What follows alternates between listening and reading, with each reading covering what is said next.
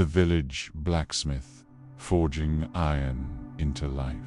Picture yourself in Master Edmund's smithy, in the village of Thornbury in 1402, where sparks dance like fireflies in the glowing forge light, as skilled hands transform raw iron into tools that will serve farmers, knights, and common folk for generations to come.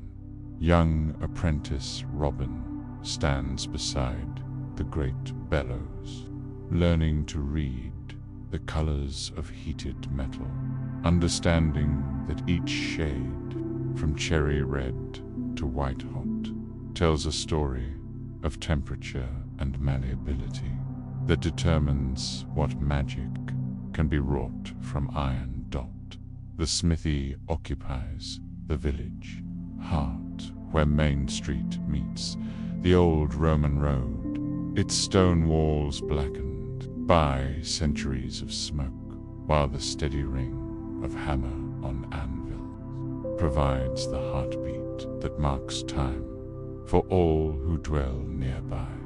Master Edmund has devoted 32 years to the blacksmith's art, developing muscles hardened by constant labor and eyes that can judge metal temperature by firelight alone, while his weathered hands shape iron with precision that seems almost supernatural.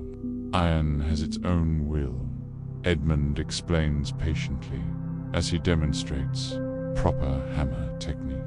We must work with it, not against it. Listen to what it tells you.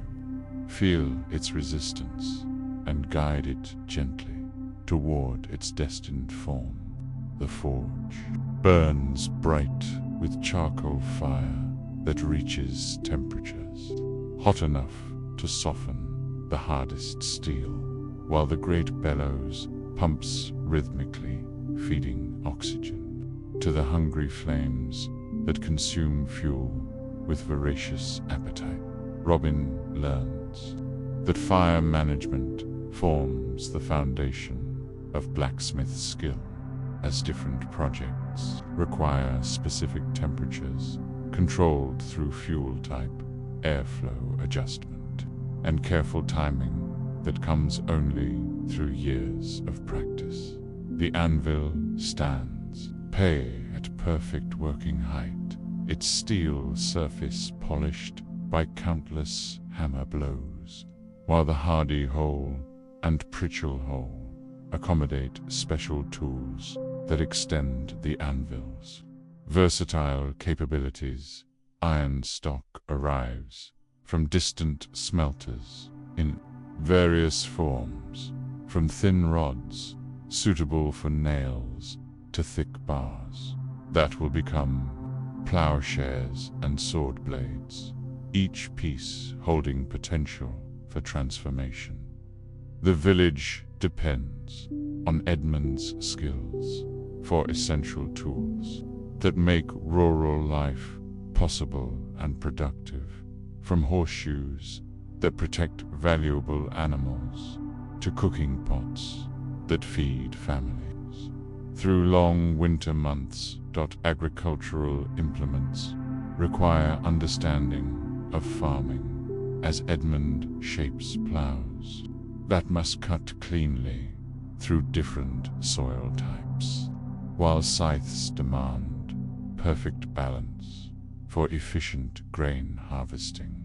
Robin observes how each tool serves specific purposes, with designs refined through generations of practical use and gradual improvement by skilled craftsmen who understand user needs. Horseshoe making demonstrates precision metalwork, as each shoe must fit perfectly, protecting hooves while providing traction for horses that serve as engines of medieval transportation. The local stable master brings horses regularly for shoeing services, while Edmund measures each hoof carefully, shaping shoes that accommodate individual animal characteristics. Hot shoeing allows precise fitting as heated iron burns slightly into hoof, creating perfect contact between shoe and foot, ensuring comfort and proper function.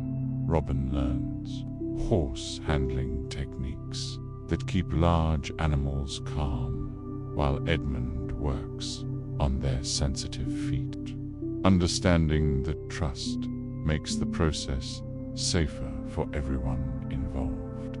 Weapon creation represents the blacksmith's highest art, as swords, bar, and armor require metallurgical knowledge that combines hardness with flexibility through careful heat treatment. The local lord commissions armor repairs and weapon maintenance that keep his knights properly equipped for military service and tournament competition. Steelworking demands understanding of carbon content that affects metal properties, as too little carbon creates soft iron, while too much makes brittle cast iron. Edmund demonstrates quenching techniques that rapidly cool heated steel in water or oil, hardening the metal for cutting edges that hold sharpness through heavy use. Tempering follows. Quenching, as controlled reheating, reduces brittleness while maintaining hardness, creating the perfect balance needed for durable tools. Robin studies color changes during tempering process, learning to recognize straw yellow for knives, blue for springs, and other shades that indicate proper treatment. The smithy's daily rhythm follows natural patterns, with early morning firelighting, followed by hours of steady production that continues until daylight fades. Breakfast includes hearty fare that fuels hard labor, as blacksmithing burns tremendous calories through constant motion and heat exposure that demands proper nutrition. Morning tasks often involve heating iron stock to working temperature while organizing tools and planning projects that will fill the productive day ahead. The forge reaches optimal heat after 30 minutes of careful tending, allowing Edmund to begin serious work on complex projects requiring sustained high temperatures. Robin's responsibilities include maintaining fire, organizing materials, and operating bellows that provide steady airflow essential for proper combustion. Coal quality affects forge performance, as different grades burn at various temperatures, with some producing sulfur compounds that can damage certain metal types. Edmund teaches fuel selection based on project requirements, using charcoal for delicate work and coal for heavy productions that demands sustained heat. The bellows operation requires steady rhythm and proper timing, as too much air creates oxidizing flames, while insufficient flow produces weak heat. Robin develops arm strength through bellows work, while learning to coordinate air supply with Edmund's hammering, creating smooth workflow that maximizes efficiency. Hammer technique varies according to task, with light taps for delicate shaping and heavy blows for major forming that moves large amounts of hot metal. The anvil's different surfaces serve specific purposes, with the face for general work, the horn for curves, and the edge for sharp bends. Robin practices hammer control that develops naturally through repetitive motion, learning to strike accurately while maintaining rhythms that prevents fatigue. Eye protection becomes critical around flying sparks, while Edmund teaches proper stance and movement patterns that minimize injury.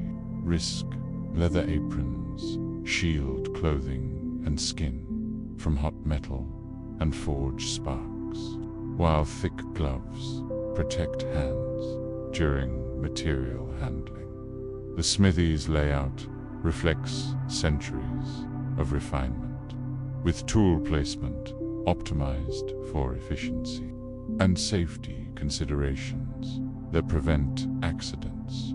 Water barrels provide quenching medium and fire emergency protection, while staying within easy reach of all work areas.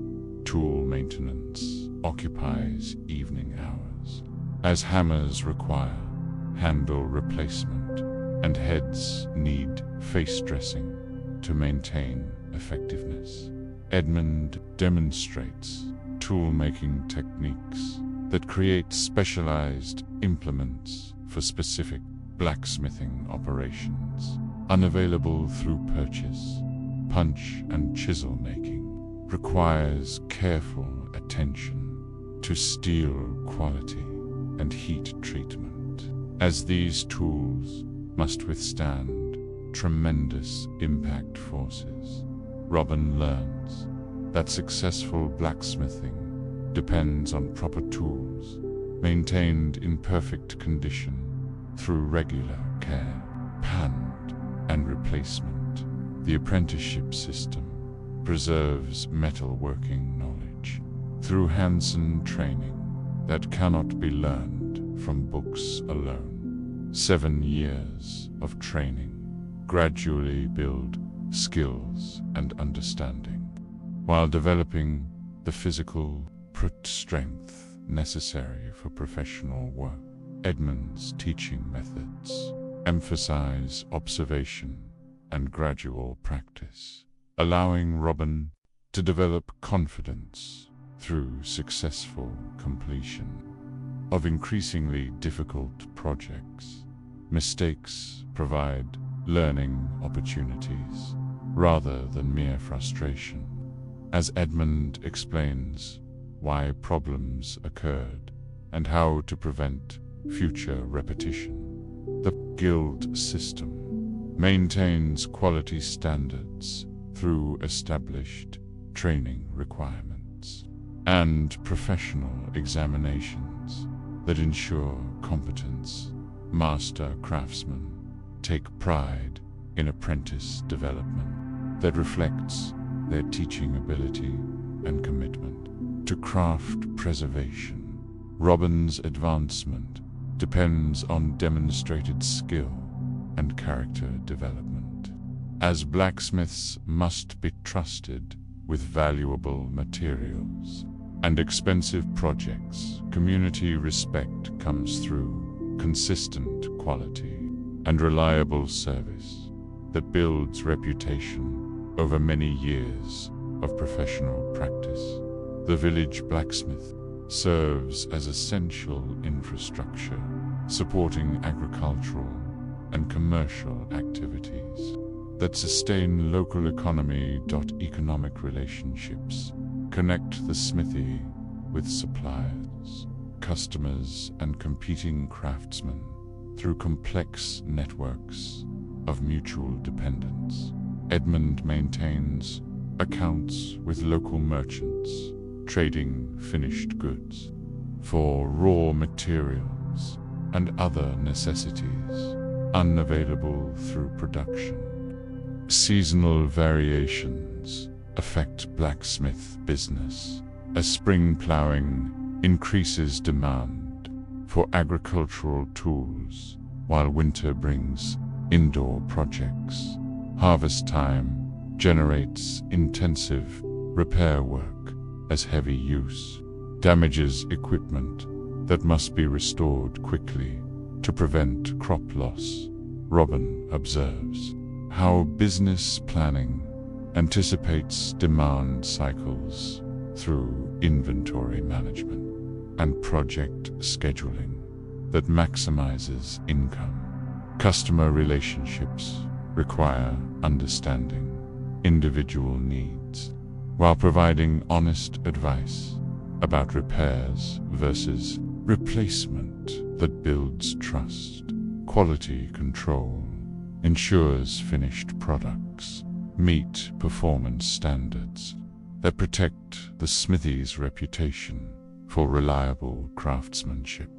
Edmund inspects every piece before delivery, checking for flaws that could cause failure during use and reflect poorly on his professional standing. Warranty practices demonstrate confidence in workmanship while encouraging customer loyalty that generates repeat business. Innovation within tradition allows gradual improvement of established designs without abandoning proven techniques that ensure reliability. Edmund studies examples from other regions, adapting useful features to local conditions and customer preferences. Technical knowledge advances through guild meetings, where experienced craftsmen share discoveries and discuss problems encountered in daily work. Regional specializations develop based on local resources and market demands, creating distinctive styles that reflect geographic influences. The smithy's social role extends beyond commerce, as Edmund provides advice and assistance during community emergencies. Firefighting equipment includes hooks and ladders forged in the smithy, while Edmund's strength aids rescue operations. Military service obligations require weapon maintenance and armor repair, supporting local defense. Requirements when needed. Church commissions include decorative ironwork for doors and windows that combine functionality with artistic beauty.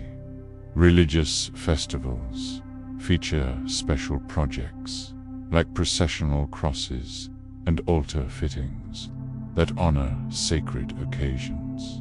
Robin learns that blacksmithing serves spiritual purposes through creation of beautiful objects that inspire worship and devotion. The integration of utility and artistry reflects medieval understanding that functional items should also please the eye and soul. Decorative techniques include twisting and scrollwork that transform simple iron bars into elaborate patterns. Repuse methods create raised designs by hammering from the reverse side, producing three-dimensional artistic effects. Edmund demonstrates how careful planning and patient execution can achieve results that rival expensive imported metalwork.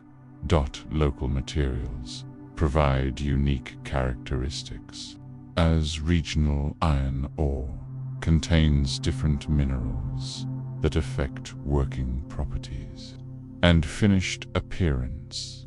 Slag inclusion creates distinctive patterns in wrought iron that become design elements rather than flaws. Weather affects smithy operations as humidity influences rusting, while temperature changes alter metal expansion. Winter challenges include frozen water barrels and increased fuel consumption for heating both workspace and dwelling areas. Summer heat compounds forged temperatures, creating extremely uncomfortable conditions that test endurance and require frequent breaks. Robin learns seasonal adaptation techniques that maintain productivity while protecting health.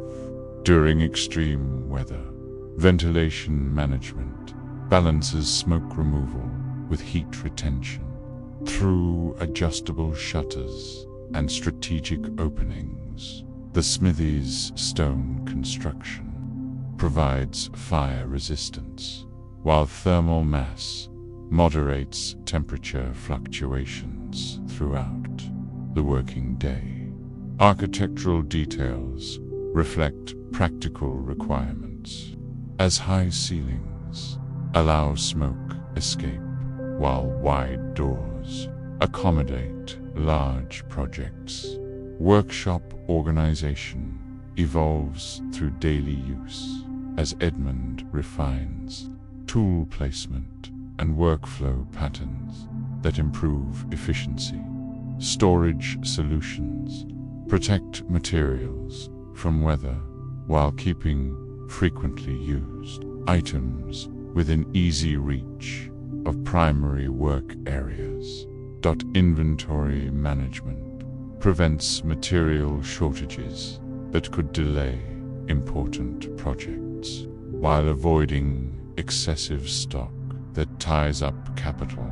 Edmund teaches Robin business arithmetic necessary for calculating material costs and pricing finished goods appropriately for profit. Record keeping tracks customer accounts and project progress while documenting successful techniques for future reference. Professional development continues throughout a craftsman's career as new challenges arise and technologies gradually advance. Master blacksmiths often specialize in particular areas like weaponry or agricultural tools, developing exceptional expertise in chosen fields. Edmund's reputation for horseshoe quality attracts customers from neighboring villages who travel specifically for his services. Networking with other craftsmen creates referral opportunities, while joint projects tackle assignments too large for individual shops.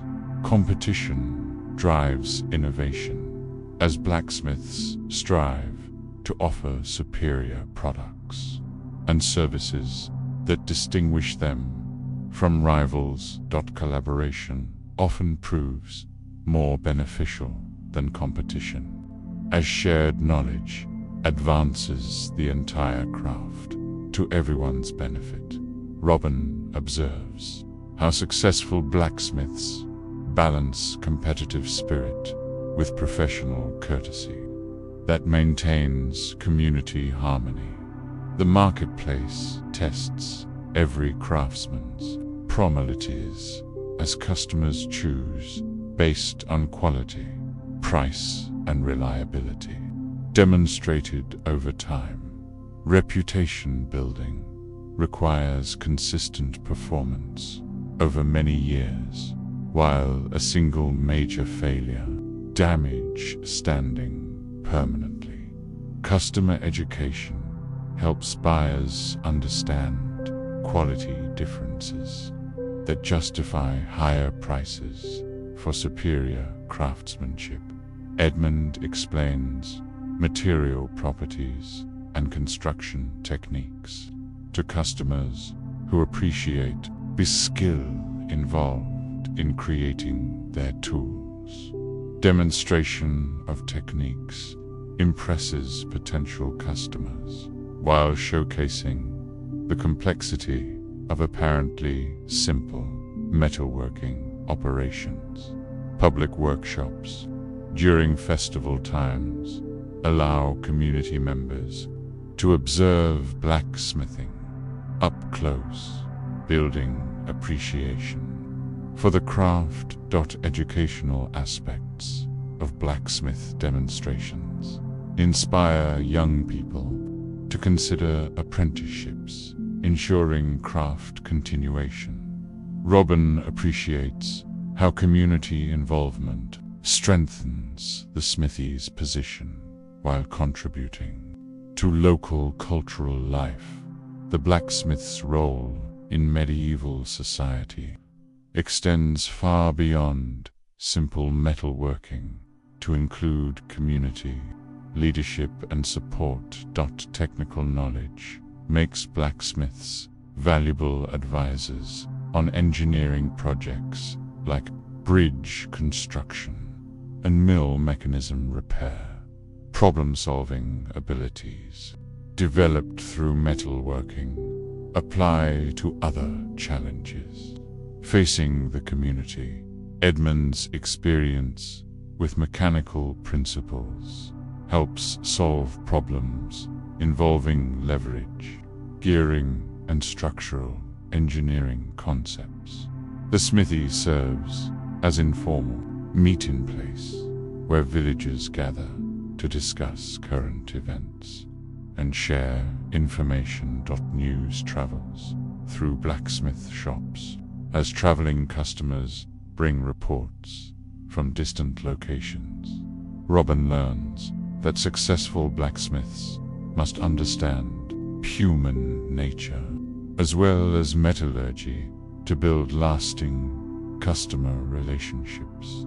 Communication skills prove as important as technical abilities for explaining options and managing expectations.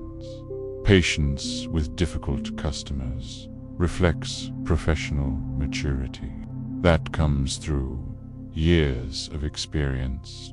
Conflict resolution techniques help mediate disputes involving defective products or misunderstood agreements. Edmund's calm demeanor and fair dealing earn respect that extends beyond his technical abilities. Character development through apprenticeship training emphasizes honesty, reliability, and commitment to excellence. Ethical standards govern blacksmith practices, including fair pricing, honest material representation, and quality workmanship. Professional integrity builds long-term success, while cutting corners destroys reputation and future opportunities. Robin learns that character matters more than pure technical skill in determining career success and satisfaction. Personal growth accompanies professional development as challenging work builds confidence, courage, and problem-solving abilities. The physical demands of blacksmithing develop strength and endurance, while intricate work improves concentration. Mental disciplines learned through metalworking transfer to other life areas, creating well-rounded individuals. Robin discovers that blacksmith training prepares him for many opportunities beyond the SMITHY. Leadership skills developed naturally through supervising junior apprentices and coordinating complex projects. Teaching abilities emerge as experienced craftsmen share knowledge with the next generation. The cycle of learning and teaching preserves blacksmith traditions while allowing gradual innovation. Cultural preservation depends depends on dedicated craftsmen who value tradition while embracing beneficial changes. Edmund takes pride in contributing to this ancient chain of knowledge transmission that connects past and future. Evening reflections often focus on the day's accomplishments and lessons learned through challenging projects. The workshop gradually quiets as daylight fades and forge fires bank to glowing coals that will kindle tomorrow's flames. Tool cleaning and organization prepare for the next day's work while ensuring equipment longevity. Robin reviews his progress with satisfaction, knowing that each day brings new skills and understanding. The steady rhythm of hammer on anvil echoes through centuries, connecting contemporary blacksmiths with the knight's quest, honor through steel and valor. Picture yourself alongside Sir Gareth of Warwick Castle in the year 1415, where honor flows through every deed and chivalric code guides each decision. As morning light gleams off polished armor and destriers stamp with eager anticipation for the day's quest that will test both courage and wisdom. Young Squire Aldrich adjusts the knight's mail, learning the sacred rituals of preparation, understanding that each piece of armor and weaponry carries weight beyond mere metal, holding centuries of knightly tradition, and the solemn responsibility to protect the innocent and uphold justice.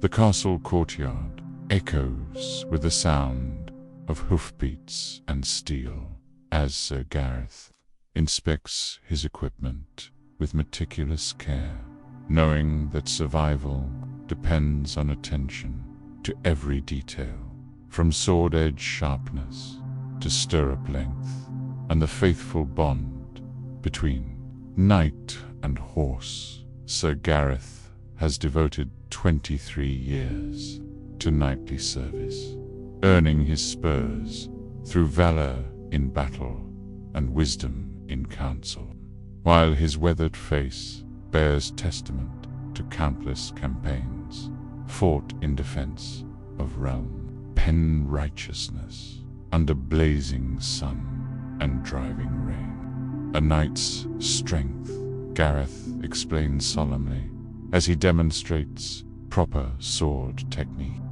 comes not from muscle alone, but from righteous purpose. We serve something greater than ourselves. Our blade protects the helpless. Our word binds us to honor. Our courage inspires hope in dark times. The great destrier, Thunder, stands 17 hands high, bred for war and trained for battle, carrying knight and armor with grace and power, while responding to the slightest pressure of knee or rain, forming a partnership forged through years of mutual trust and shared danger. Aldrich learns that horsemanship forms the foundation of knightly skill, as mounted combat demands perfect balance, precise timing, and instinctive communication between rider and steed, developed through countless hours of practice and devotion.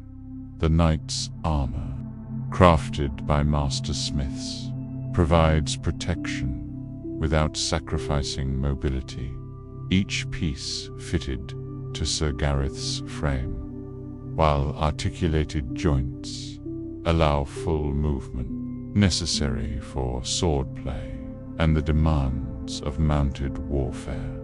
Male hauberks protect the torso, while coifs guard the head and neck as steel plates shield vulnerable points, and leather padding prevents chafing during long campaigns that test endurance as much as courage.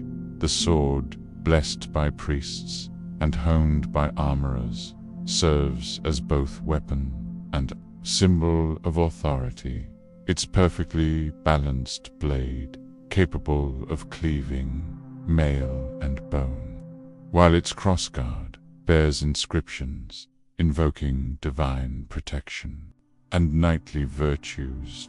Tournament preparation reveals the knight's skills in controlled combat, where honor matters more than victory, and courtesy toward opponents demonstrates true nobility even in the heat of fierce competition. Sir Gareth participates in jousting, where opposing knights charge at full gallop, seeking to unhorse their opponents with perfectly aimed lance strikes, requiring courage, skill, and absolute focus.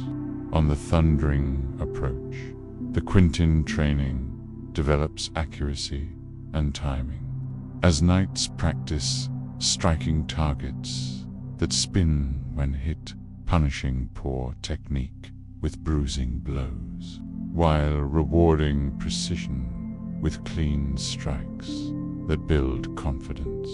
Melee combat in tournament grounds simulates battlefield conditions where multiple knights engage simultaneously, testing tactics, teamwork, and individual prowess in the swirling chaos of mock warfare.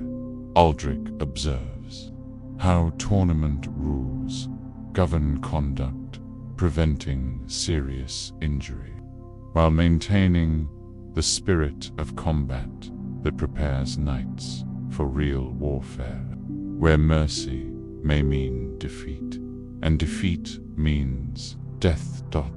The chivalric code guides every action, emphasizing courage in the face of danger, courtesy toward all people, especially women, generosity to those in need, and loyalty to Lord and Church.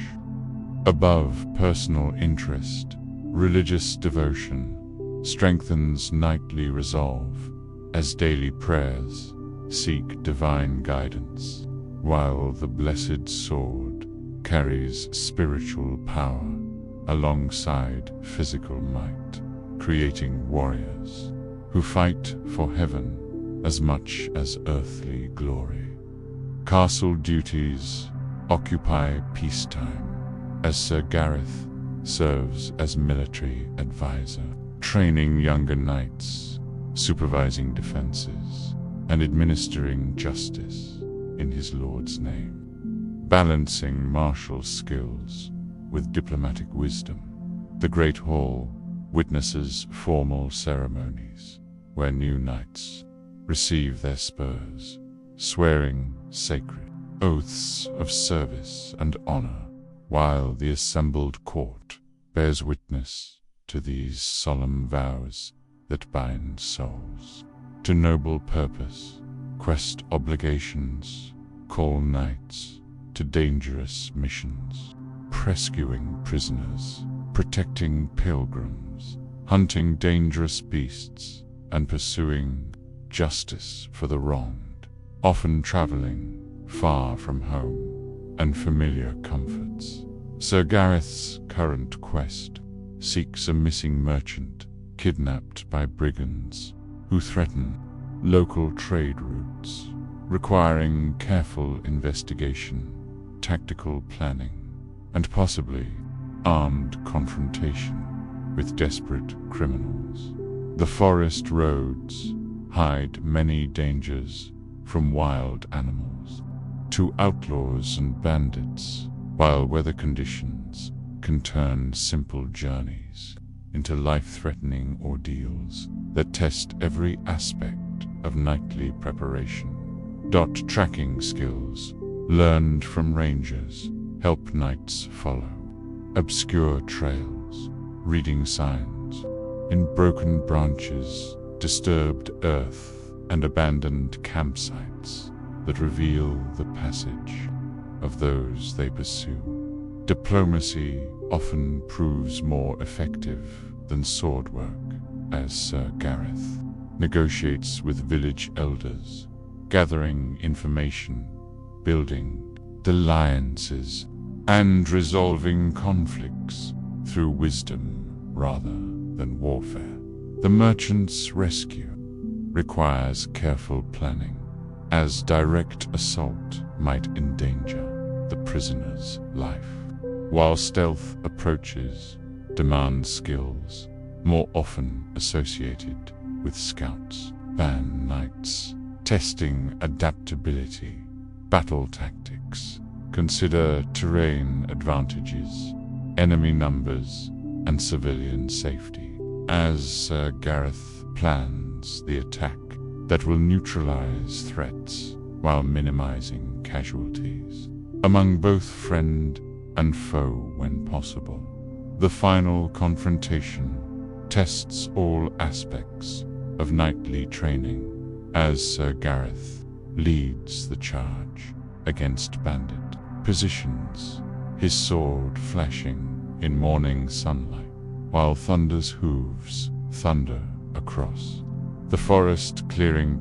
Victory brings not celebration, but solemn gratitude, as the rescued merchant expresses thanks, while Sir Gareth ensures proper treatment for wounded bandits, demonstrating mercy even toward enemies.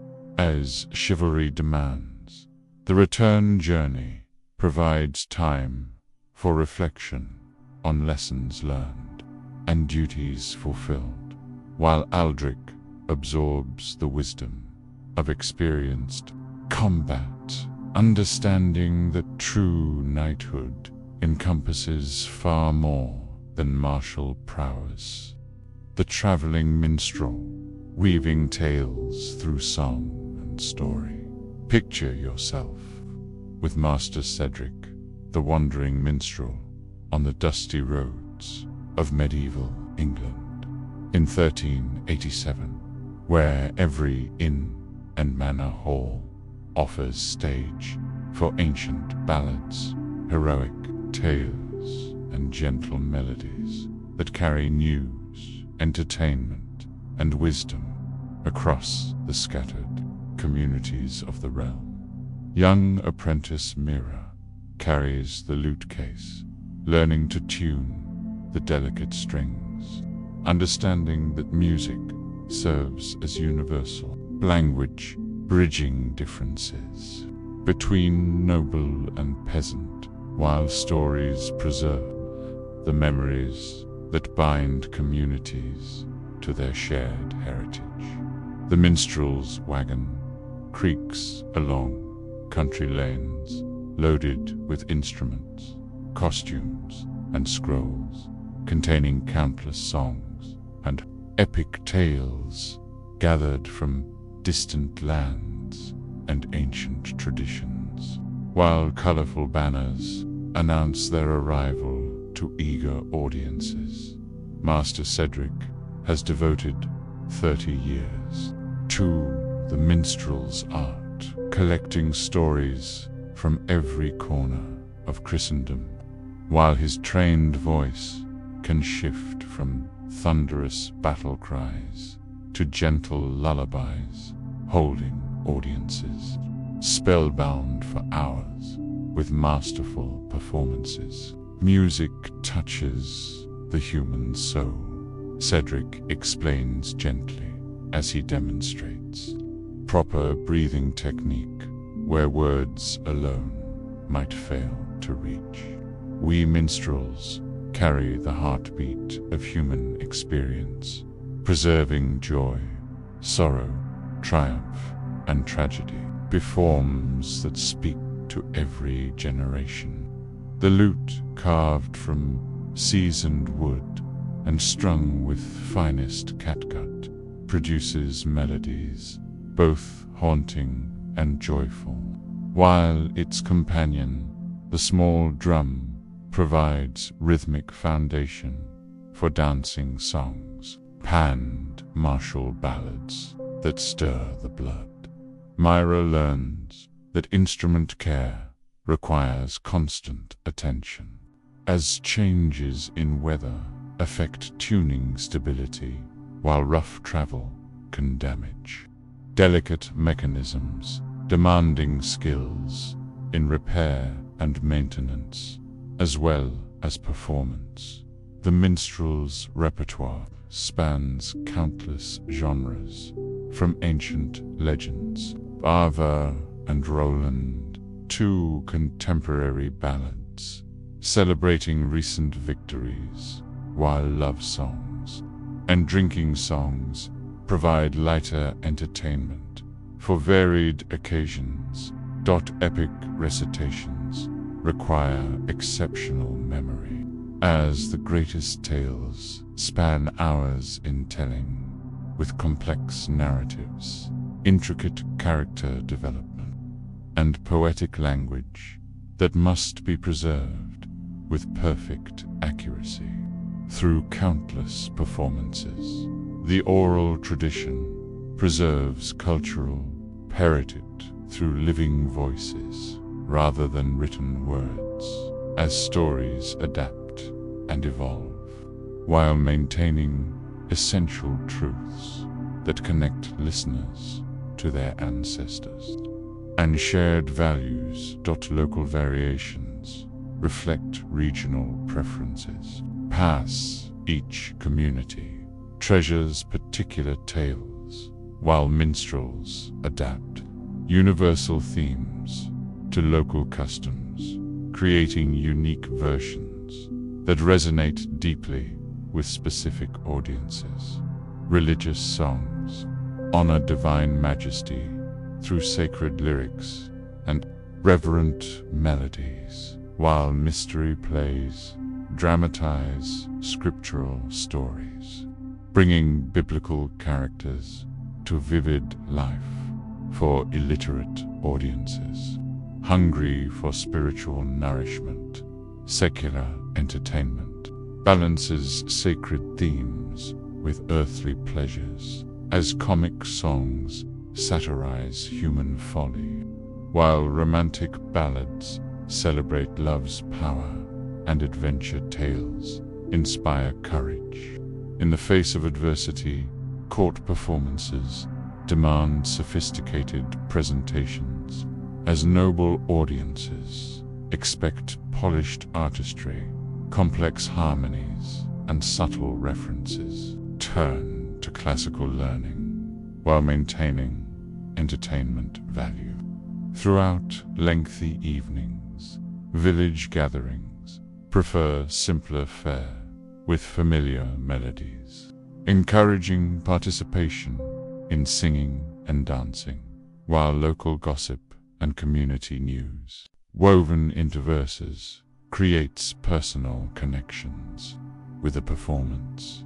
Festival celebrations showcase minstrel skills at their finest, as religious holidays, harvest festivals, and seasonal observances provide opportunities for elaborate productions involving multiple performers and community participation.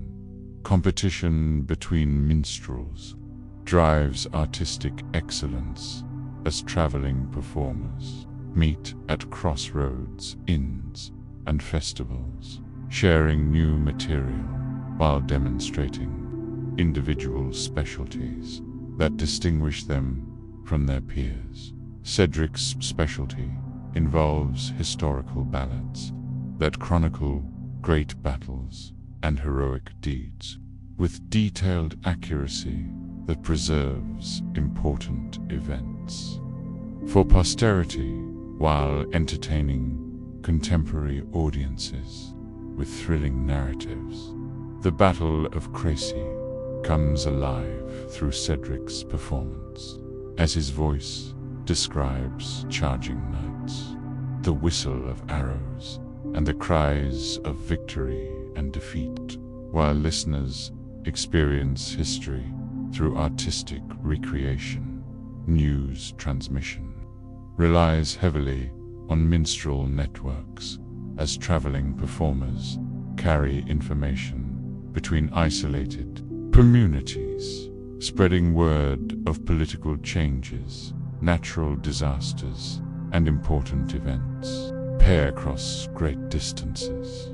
Diplomatic messages sometimes travel in coded songs, as minstrels serve as unofficial ambassadors, carrying communications between courts while maintaining the appearance of simple entertainment to avoid suspicion.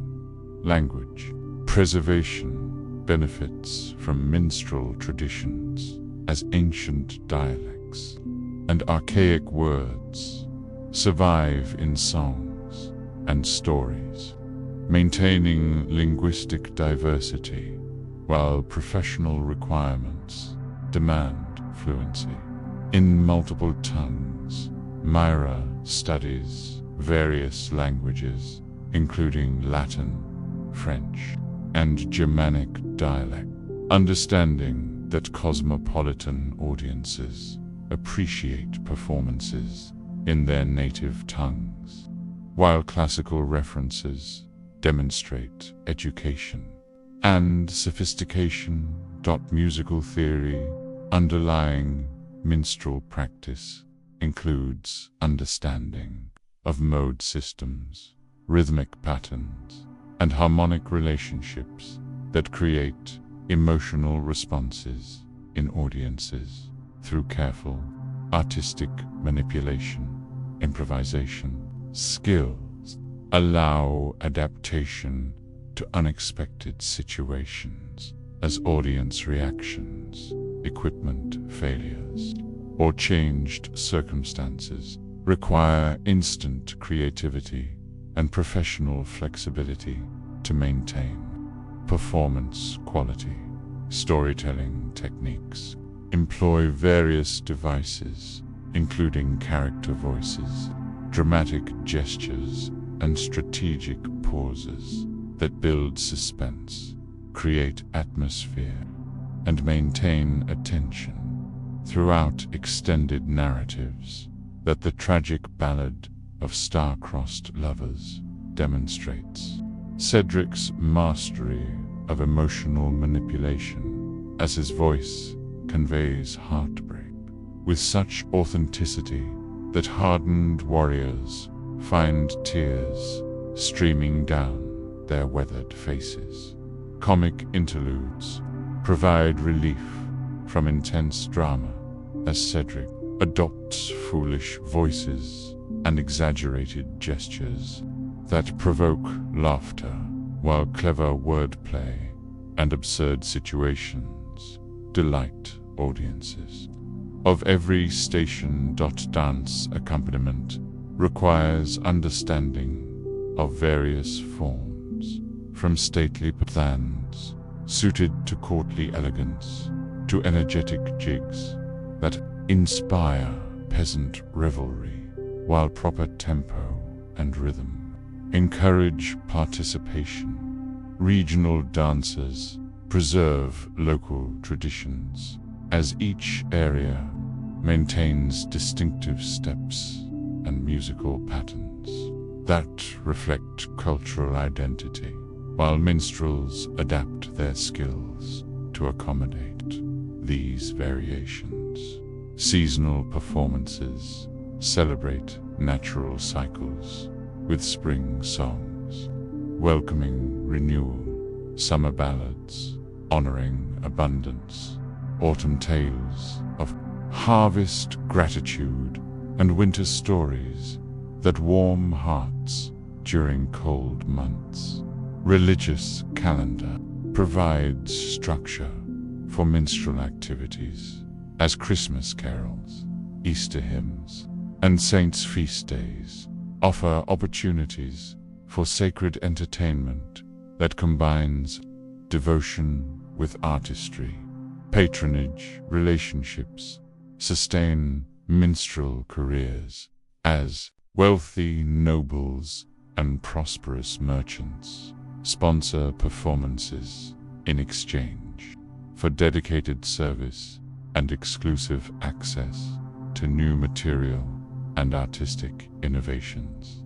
Cedric maintains careful balance between various patrons, avoiding political entanglements while preserving artistic independence, necessary for honest historical narratives and objective reporting. Economic challenges face traveling performers as uncertain income depends on audience generosity, weather conditions, and political stability, while equipment costs and travel expenses demand careful financial management. Professional guilds provide mutual support through shared resources, training programs, and quality standards that protect both performers and audiences from incompetent or dishonest practitioners. Apprenticeship training gradually develops necessary skills through years of observation, practice, and guidance, while character development emphasizes reliability, honesty, and dedication to artistic excellence. Myra's progress reflects daily practice in voice training, instrument mastery, and memorization of extensive repertoire, while performance experience builds confidence and stage presence essential for success. Cultural exchange occurs naturally through minstrel travels as stories and songs cross boundaries, spreading innovations and preserving traditions while creating connections between distant communities. The evening performance in a manor hall showcases everything Cedric has taught as Mira joins in the closing ballad, her clear voice harmonizing perfectly with his weathered tones, while the audience sits mesmerized by their musical magic.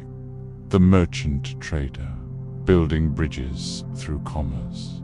Picture yourself with Master Henrik, the merchant trader, in the bustling port of Bristol in 1398, where ships arrive laden with exotic goods from distant shores, while warehouse workers organize a cargo that will travel to markets throughout England and beyond, connecting far-flung communities through the ancient art of commerce. Young apprentice Thomas helps count bolts of Flemish cloth, learning to evaluate quality and value, understanding that successful trade requires knowledge of diverse products from silk and spices to furs and precious metals, while honest dealing builds the reputation that sustains long-term prosperity.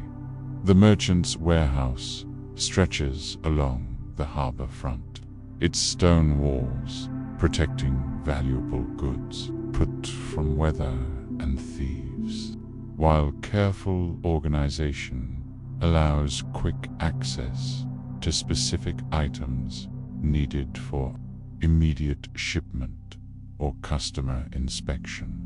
Master Henrik has devoted 28 years to international trade, building networks that span from Norse fishing villages to Mediterranean ports, while his keen eye for quality and value has earned trust among suppliers and customers alike across many kingdoms. Trade creates peace, Henrik explains thoughtfully. as he examines a shipment of Spanish leather where armies build walls, merchants open doors. We carry more than mere goods. We transport ideas, cultures, and friendships across the barriers that would otherwise divide humanity. The counting house buzzes with activity as clerks record every transaction in careful ledgers, while Henrik calculates exchange rates and shipping costs that determine profit margins on ventures spanning months and thousands of miles. Thomas learns that mathematics forms the foundation of merchant success, as complex calculations involving weights, measures, currencies, and tariffs must be completed with perfect accuracy to ensure profitable outcomes and legal compliance. The guild system regulates merchant activities through established standards, quality controls, and fair practice requirements that protect both traders and customers, while preventing the dishonest dealings that could damage the entire profession.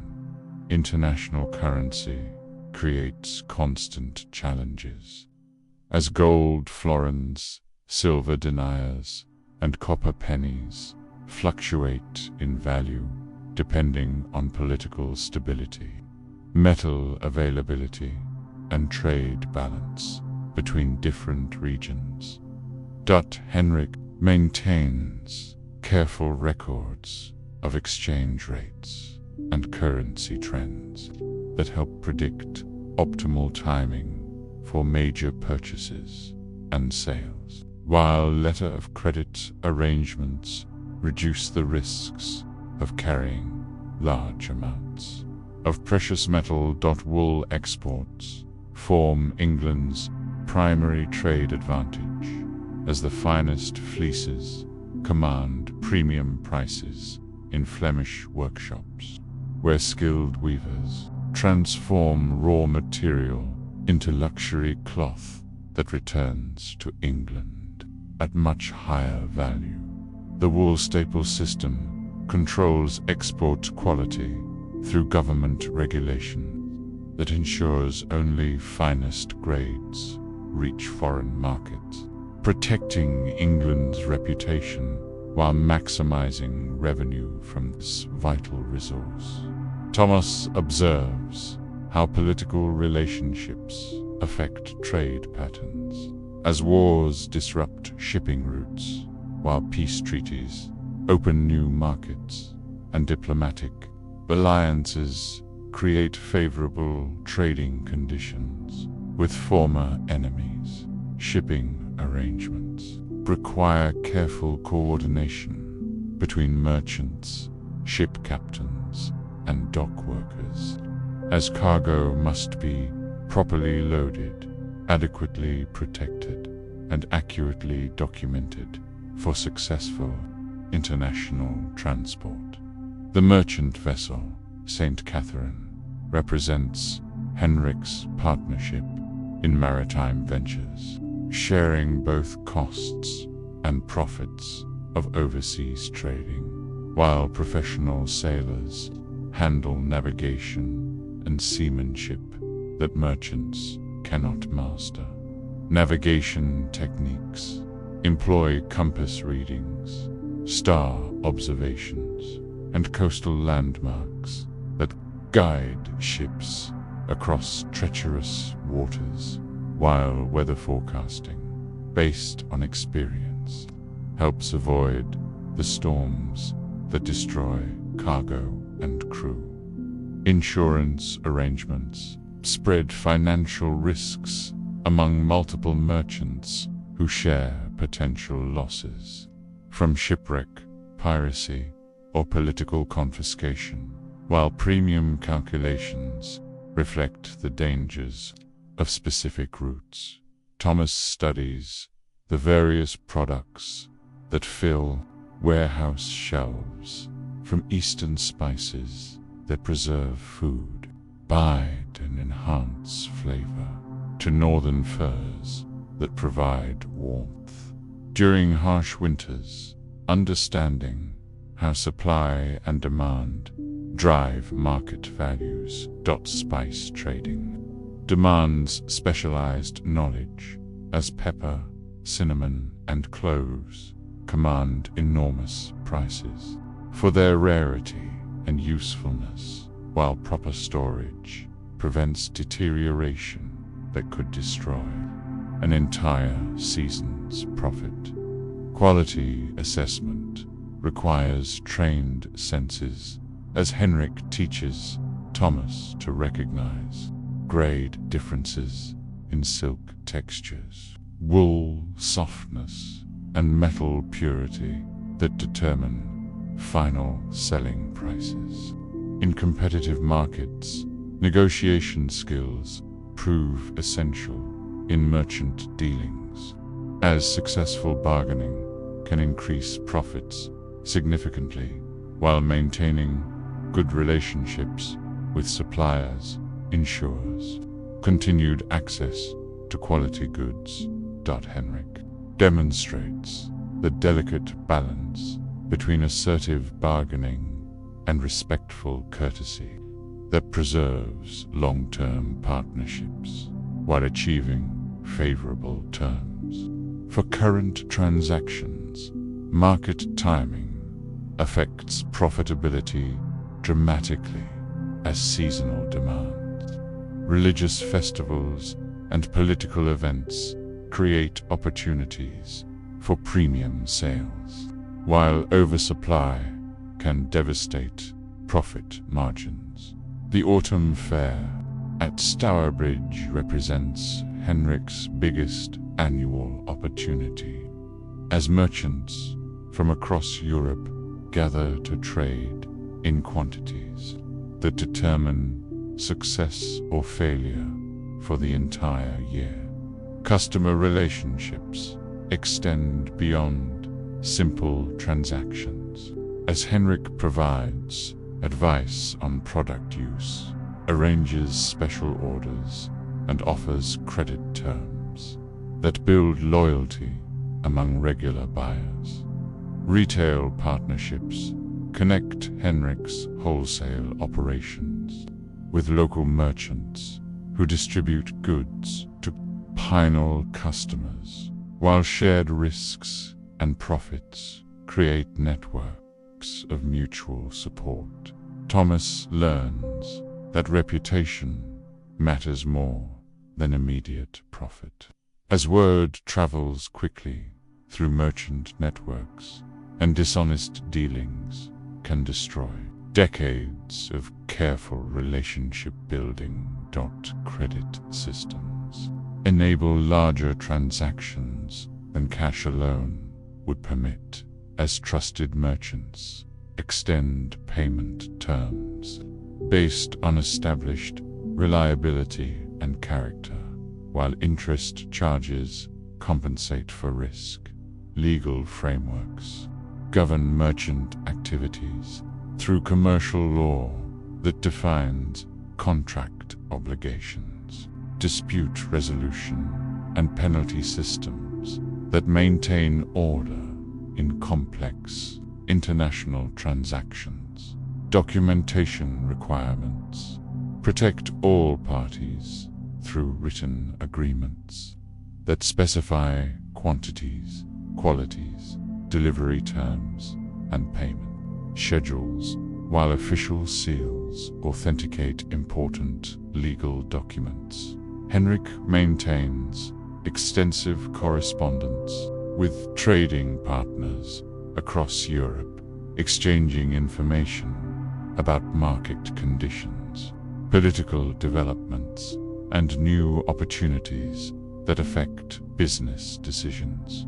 The letter system relies on trusted messengers who carry confidential commercial information between merchants, while coded messages protect sensitive pricing data. from competitors. Warehouse management requires systematic organization, as thousands of items must be tracked, properly stored, and quickly located when needed, while security measures prevent theft of valuable goods. Thomas practices inventory systems that record every incoming shipment and outgoing sale, maintaining accurate counts that prevent costly shipping errors and legal disputes.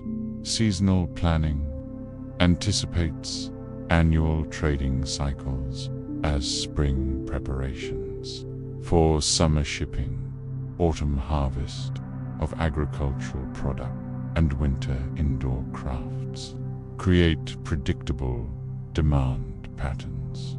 Risk management involves diversification across multiple products, markets, and time periods that reduce dependence on any single venture, while partnership arrangements share both costs and profits.